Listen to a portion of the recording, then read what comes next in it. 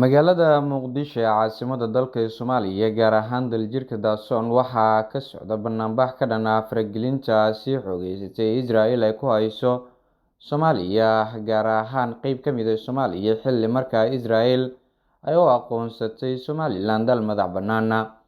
Khudbad ay jeediyeen qaar ka mid ah culimada Soomaaliyeed ayaa waxa ay kaga hadleen dhibaatada diimeed ee Yuhuuddu ay ku yeelan karto dalkeena Soomaaliya, iyadoo isla markaana culimada Soomaaliyeed ay ugu baaqeen maamulka Somaliland in markaa ay ka waantoobaan arrimaha noocan oo kale iyo soo dhaweysiga Yuhuudda.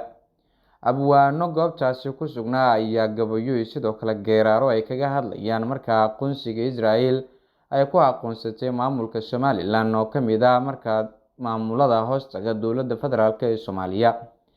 Xilli markaasi dabcan shalay uu wafdi ka socda Yuhuudda uu ku yimid gudaha Soomaaliya, si gaar ah Somaliland, iyadoo isla markaana caraad u xooggan ay ka dhalatay imaanshaha wafdigaasi. Wasiirka arrimaha dibadda ee dalkaasi Yuhuudda uu ku yimid maamulka Somaliland.